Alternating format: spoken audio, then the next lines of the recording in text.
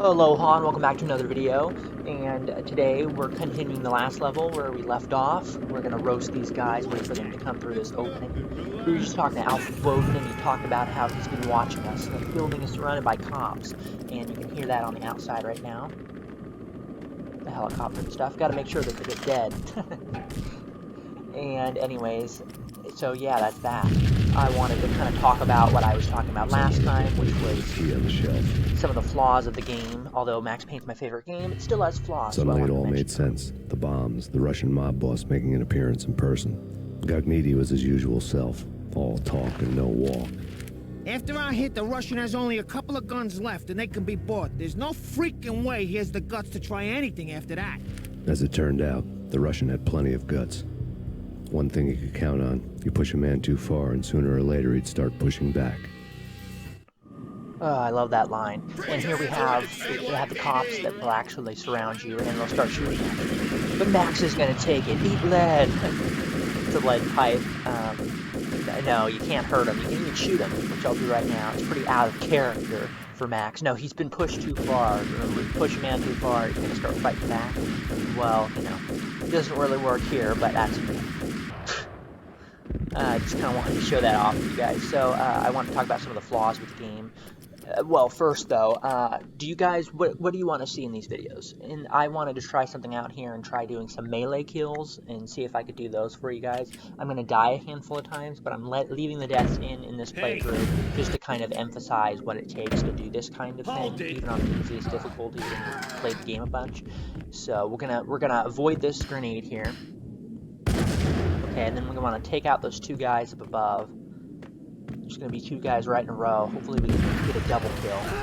Nice! Okay, double kill. Oh, but the nade killed him. Oh, yeah, gotta watch out for that guy.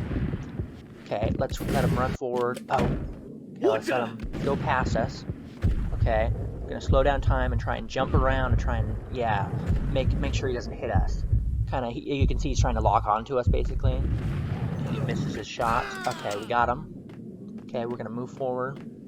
But unbeknownst to me, the guy that normally throws a nade has actually come down the stairs. Yeah, what? That doesn't happen too often. Get him while he's reloading. Oh no. Okay. This time must be the charm. We're gonna get it this time. I have a feeling. Do you believe in me? If you like this kind of stuff, definitely tell me so I can do this kind of thing in the future. If you didn't, though, definitely also tell me. I could definitely not kind of do this stuff if you don't want me to. You didn't come down the stairs this time, thankfully. Now we got to deal with those two guys there, plus the guy on the stairs that's going to rush us after we kill these dudes. Okay. Nice, we got him. Okay. Now we got to not kill the guy that's going to come down these stairs. Let's roast him. Nope, didn't work. Let's throw a nade, see if that does anything. Oh, and that other one, do you see that? Bounced in the bathroom. That could have killed me. Whew. Did we take him out? Looks like we took him out. Okay, nice. And we're gonna keep going forward here. You know, the game has many flaws, despite it being my favorite game of all time. You know, I love it, but I gotta be honest, there are some things wrong with it, and I talked about that a little bit in the last video. Definitely check that out. But beyond that, there's also, you know, a big complaint that people say is that the game has a lot of enemy places that are just cheap. Areas like that where you wouldn't know where they'd be. I don't think that's exactly true. I think that is a flaw of the game, but I don't think it's as bad as people say. I'd say most, you know, a good 75, if not 85% of enemy placements, you can, let's pick up all this junk here. I think most enemy placements, you can actually know where they are by doing two things. One is to listen to your surroundings, and that's cool there. Another real-world photo, kind of like that Lady of Liberty. Gotta destroy that TV. Make it go boom. And oh, he's stuck through the wall. And if you listen to your surroundings and make sure and check your corners, those are kind of two important things to make sure and not get killed by some enemies. We're moving on to the next level here because that was quite short, only close to 5 minutes, less than that, 4.5 minutes or so. So check your corners.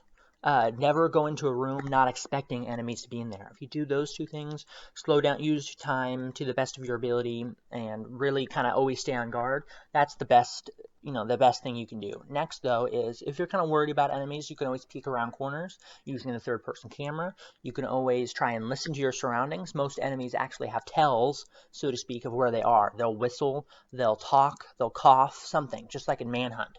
So because of those two things, those two things can definitely help you in most instances, I'd say, figure out where enemies are, even if they're somewhere near the door or they're somewhere kind of hiding. I'm not going to say all enemy placements are fair, though. I understand. But I'd say most are. Like I said, 15 to 20% maybe aren't fair, but a majority of them are. But that is still a flaw of the game. They could have had certain The bombs tells had be destroyed all more the stairs up to Lupino's office. The alternate route led there by way of adjoining rooftops.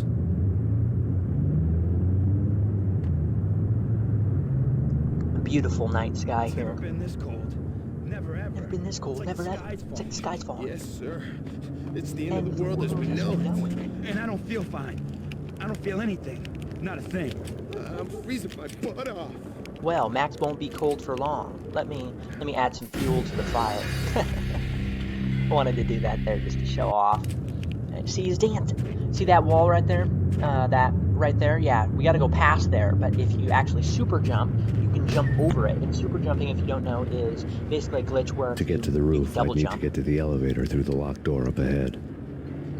You can double jump by changing weapons and jumping at the exact right time. Pizza It's easier to delivery. do with the Never combo. seen you before. Buzz off, Joker.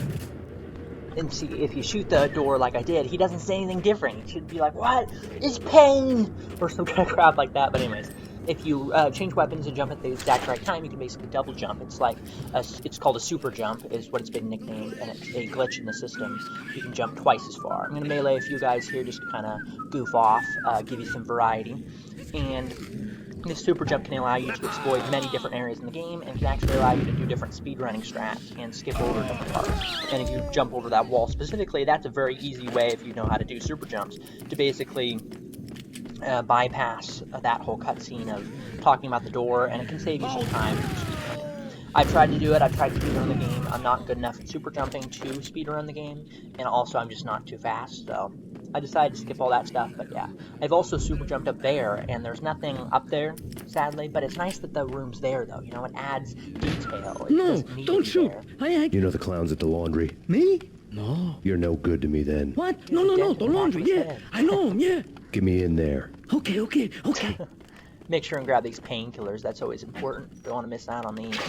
Anyway, so I've jumped up there before. I've also jumped up on those train tracks. I didn't do it through this window, I don't think. I think I did it from another door there, just to add detail to the environment.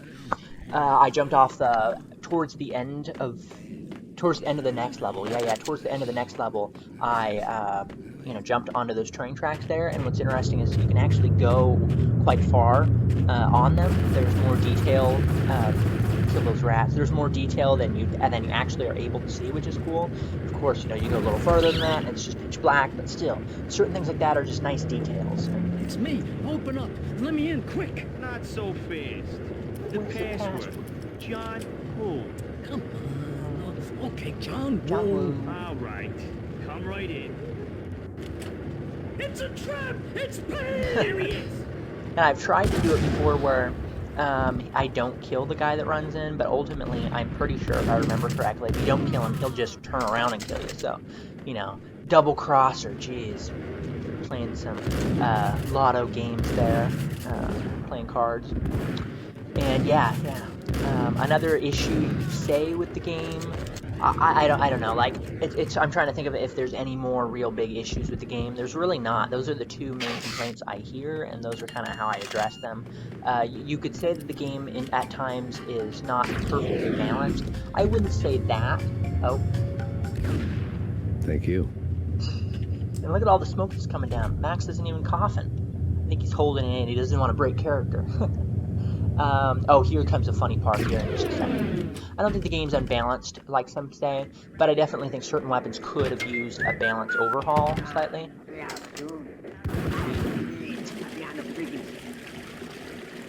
Be out in a freaking second. Then you can you can use that little glitch there and mess with the doors. What the hell? Anyways, and we'll listen to this TV in just a second. See, too bad there's not like a turd in there. He has to run out so fast. And because I turned up the game's particle effects and things, you can see me actually break off. New York chunks City is while in I shoot out crisis there. tonight, with reports of Valkyr-related gang war in the streets of the Bronx. Apparently, Max Payne, wanted for questioning in connection with the slaying of a DEA special agent earlier tonight, is waging a one-man war against his former partners in crime. Among the list of casualties so far are notorious mafia members Joey and Virgilio Finito, as well as Rico Muerte, himself a fugitive from the law, and a suspect for several murders in the Chicago area. The NYPD has been placed on full alert. A citywide APB has been put out on Max Payne. Deputy Chief Jim Bravura has promised to take whatever steps necessary to bring him to justice. What those steps may be remains to be seen. For NYCNN TV News, this is Kira Silver. That second panel there with the, taped up hotel area that we were at is foreshadowing an area we'll visit later. And here I want you to listen to this. This week on It's Address very Twin Unknown. Peaks. I don't want to go there. It's the last place I'd want to end up. But that's where I always end up anyway. Only, it's not me talking to that pink flamingo, but someone who looks the part down to the finest detail. Except that he's evil. I'm hiding in the shadows, watching it all unfold. The flamingo speaks. It can speak here. It says, that's mirrors are more fun than television.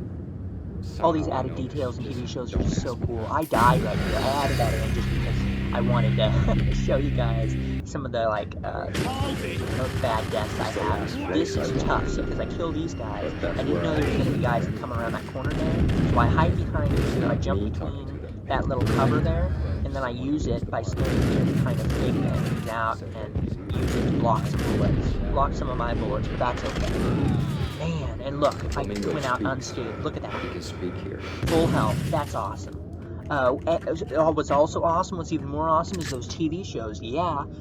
If you watched, I think it's 2 parts ago, there was Lords and Ladies, the TV show. There's a number of TV shows. There's like 3 or so in this. There's also a number of them in Max Payne 2, and I think even Max Payne 3, if I remember Red, correctly. blue, or green? It's always red or blue in the movies. So, green? No, not the green.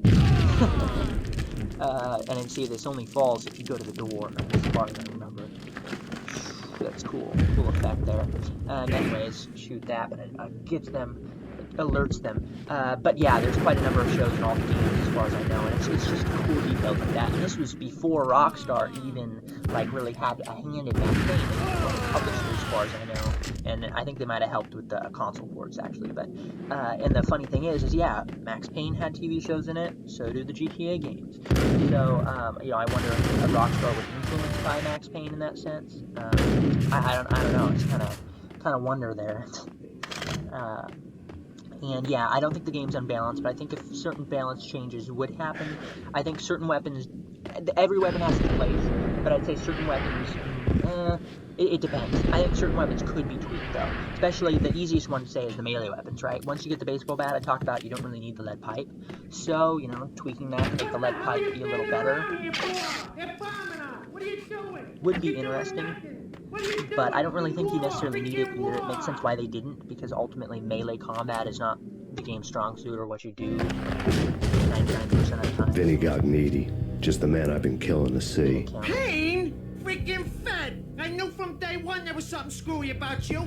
What do you think you're doing? You're a freaking cop. You ain't got squad on us.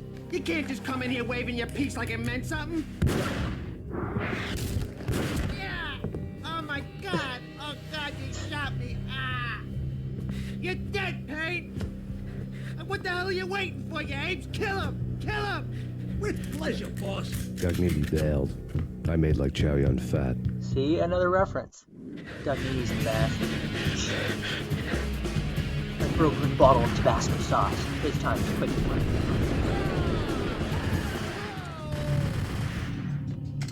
Anyways, and we got that other Crumpled letter lay on Gognitti's desk. that other painting there. And we got another painting, like an African painting almost. Interesting. Pretty room. The letter was addressed to Don Punchinello, but Vinny had never had the nerve to finish it.